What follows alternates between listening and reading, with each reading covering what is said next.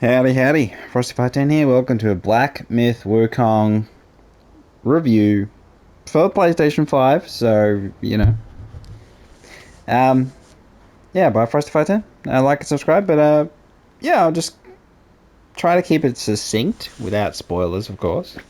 Um, um, really good game. Highly recommend. You lose nothing waiting for a discount, of course, to be perfectly honest. And the way that the story is, I think I wouldn't worry too much about spoilers and things because you experience it on your own. When you do it, it'll hit a lot harder. Like it'll actually make sense. So I do question some of the reviews that came out before the game was launched. The those ones, and how they talked about the story not quite making sense and things. I disagree. I think the story is pretty simple. It's pretty simple for the most part. It's but having said that, there's some extra steps you can take, little things you can look up, as always. And in terms of the progression of the game, there's some secret stuff that's well worth exploring, and that really adds a lot. I think if you went through the entire game vanilla experience without knowing about some of the secret bosses and areas and things, and some of the other stuff towards the end, then I think you would probably say it's just a solid single player action game. But when you include all of the extra stuff that sometimes you have to look up because it's a little bit convoluted how to get there, then it lifts its rating a lot. I think it's a much better game with all of the extra secret things. Once you've pulled back the veil and you've seen what the game has to offer, it's fantastic. That's when you go, oh my gosh. Um, Difficulty is always sort of the question that comes to mind with these sorts of games. Games where you beat bosses, so boss like, because it's not a Souls like. You don't lose anything on. There's no penalty for death apart from wasting your time because you have to do it again for boss fights. But it's not a waste of time because it's fun. So some of them are fun.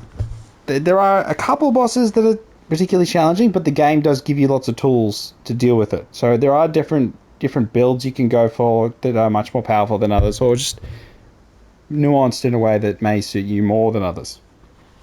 And that's that options that the game gives you that empowers you to try different things. And I think any part of a new game plus would be you trying out different spells and mixing and matching and just being a bit more or focusing on different stances and things. I just played through the default stance, kept it simple, and focused on transformation spells. And so there was only one enemy in the game that just turned those off, and was kind of like a pain in the ass because I put so much effort in, so many skill points into it. It was just a bit annoying. But for the most part, you can make the game harder on yourself, just the way you allocate your skills and the way you think about and approach things. But even with all the things you've allocated, if you can dodge well, you'll be fine. Dodging is key. Dodge, duck, dodge, and dodge some more. If you can just practice your dodging, and yeah, that's kind of the big part of the game is your ability just to basic controls, which on the PlayStation 5 is good. The camera in some fights can be a pain if you're pushed against the arena walls, like in any third person action games. In all of them, when you put in situations that the camera doesn't quite have a solution for you, that makes it hard to control your character. If the camera suddenly detached and moves around to actually give you a clearer view, you would suddenly not have the same from behind control of your character, and then would break that immersion that you have. So it is a challenging thing for gaming to avoid making arenas that box you in, and there are big enemies that are on top of you, and then you reduce your visibility. So there's some fights where you can't see as well, but you just sort of find your way. But yeah, difficulty wise though, rating against other games, similar games, um, God of War Ragnarok on the harder difficulties is more difficult. Some of those, what they call Gravekeeper, Graveyard, the Ghost, Green Ghost boss dudes, some of them, the dual fights, the triple fight, those ones are much harder than anything that Wukong has to offer. And again, it depends on, your skill and all that. You may find, I think early on there's a couple of fights that are really tough, and then later on you just hit your straps, and if you're prepared, you won't struggle too badly. Like, I think for the most part, I was really prepared. Like, I did grind on 2 occasions, so I went up like 10 levels twice just to get more skill points to try and get more upgrades. But I was investing all my points into transformation upgrades, which a lot of them don't really do anything outside of being in transformation. So yeah, they're kind of, you don't just gain health as you level up, so you do have to put the points into things, and you get more. Defense is a big thing. You can focus on defense a lot, but I try to get as much attack as I could while still having lots of defense, and you just sort of balance that. I didn't worry about the resistances because there's elemental resistances. But yeah, I don't think you need to worry too much about that. Dodging again. Dodging is king. But yeah, it's not. I wouldn't call it super hard. Like, Lies of P is more challenging. Lies of P is harder, but that's more Souls-like. Elden Ring, obviously harder, but it has its own challenges in the way it's designed, but it's got more RPG elements. More straight-up RPG elements. But then this has a skill tree and the skill expression, so it is very different. It does share a lot of similarities with Nioh, in my mind. Neo. Particularly Neo 2 with the spirit abilities, like the yokai actual abilities, but you just don't have as much access to them in Black Myth Wukong. So it's interesting. It feels like there's a couple animations that are very eerily similar. I'll leave it at that. But yeah. But there's plenty of depth, plenty of skill ceiling, skill expression. The story, I think, is good, and it makes sense, and it's got some beautiful music videos, cutscenes, some long dialogue cutscenes, which are really well done and really high quality. So there's a lot of that. You can feel so much effort has been put in, and so much love has been put in. But you kind of counter that with Unreal Engine 5, and Unreal Engine 5 has challenges. You don't notice, I feel like you don't notice them too badly, performance-wise, until towards the end. There's one section that is, it's so obvious you can't ignore it. You can't ignore the challenges. But having said that, going from Lords of the Fallen, the most recent version, I feel like this is still an improvement on that, but it has it has different problems. So it doesn't have the problems Lords of the Fallen has, which I think is worse. So I think it's just one of those things with large areas where you just have performance issues that are just optimization, a bit rough around the edges. I feel like there's a lot more they could have done with that, but I feel like that could have been a separate game in its own. So there's an experimentation in this that you can feel that it's a big production, that it's something that the studios worked on the first time they've gone this big project, and they got a bit ambitious. But it's the more linear aspects, I think, are stronger, obviously, because it's easier to manage performance in those settings. But there are still just a couple little, 2 boss fights I really found that had proper issues where I'd like teleport. There was like a lag, and then suddenly I'm there. And that only happened in 2 of them. And there's a lot of boss fights. So the earlier reviews were all talking about it being a boss rush. I think that's not fair, because there are some mobs that are actually quite challenging. So I feel like that sort of throws away a bit of the effort that's been made into the interwoven area of the map. So, you open up shortcuts and things like that. I feel like calling it a boss rush kind of invalidates some of that, which I think is not fair. And particularly with the lots of quests being, having unique objectives and things, and having secret areas and stuff like that. I feel like that kind of, I think that negates that because there is exploration, there is things to find, there is good stuff to pick up, weapons and armor things, and I think the gearing is pretty good. I do feel like everyone will be in similar sort of gear at the end because bigger number, higher defense just seems like an obvious thing to have. And I really wouldn't have thought there'd be too much variance, but that said, there are some other specialized stuff. They're just specialized because they also have the highest number of defense. So it's kind of like, yeah. And attack, you want as much damage as you can get. But you're hitting the enemies with a stick many, many, many times. So charged attacks are great. Um,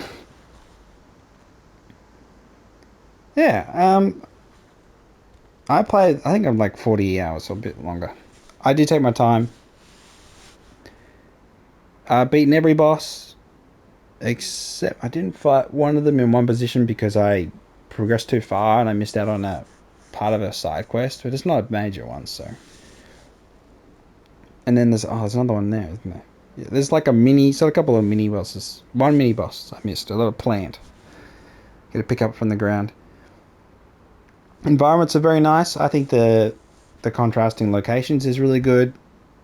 Uh, there's one area I get lost in. Sometimes you do get lost. There's no mini map, so you are left to work it out, which they're not too bad. So it's just really paying attention. There's just a couple where you're not sure you're progressing, and you end up going in circles without realizing you're going in circles. So you just have to be a little bit more tactile with your awareness. I did play in Chinese audio, with the Chinese audio. I always recommend that you have the country of origin audio, and I think that's the thing. You want to experience a game that's made from people from a different culture. You want to experience the culture. So I think putting it in that language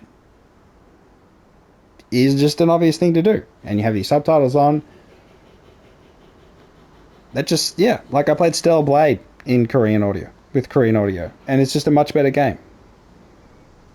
Much better than the English version. Is the same case here? Yeah, I think so. But maybe you could disagree. It's up to you. But I do think it's better with that. And I also think turning off the targeting, so you target the enemy, you lock on, and when you lock on, it has a dot on the enemy. Turning that off is much better. I think it looks better. And it's more immersive, because I do think the lock on dot stuff's pretty But yeah, I think the game's bloody beautiful. I do worry about Unreal Engine 5, and I do see where you can go to Unreal Engine 6, which is the more involvement, more interaction with the actual world. Because I feel like Unreal Engine 5 is great at spitting out environments, but I don't feel any of them are alive or interactable or sometimes not interesting at all. So there's a next level to go. Like an Unreal Engine 6 would be that you could, you know, you could actually change the environment as a player in the world. So like you could get a shovel and actually dig a hole, and it would like have the dirt particles and it had like the little stones mixed in, and it would have the variants of textures and interaction, and like you could chop down the trees, and it would be like realistic. So I do feel like there's like a whole step forward there that'll be the next step, unless of course they focus more on optimization, which I think is probably the better thing to do. Really, you sacrifice some realism just so you can make sure that everything's a lot more accessible technology wise. So we'll see how that goes, but I do think it's a better demonstration of Unreal Engine 5 that we've better, but still I think there's room to grow. I do feel like you could levy arguments that having a mute main character sort of has its challenges. Spoiler, that's a spoiler. But yeah, it leaves room for everyone else's character to be to have their roles, then it doesn't take anything away. But I feel like you miss a little not having talking, but yeah, I think that's an argument you could have.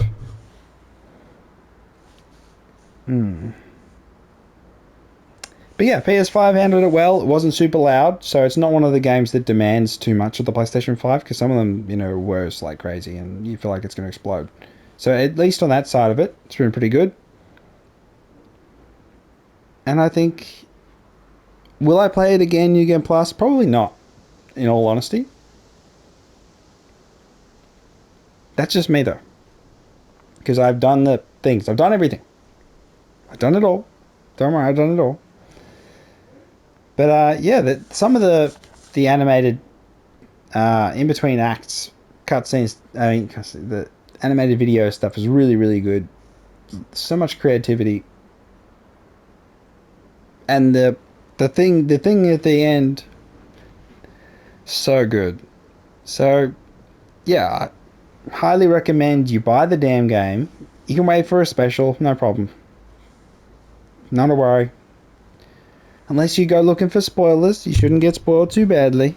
And the actual spoilers would be, they would take time, because it would have to be an hour and a half going into exactly the things. It's like you have to go through the whole thing for you to actually be spoiled.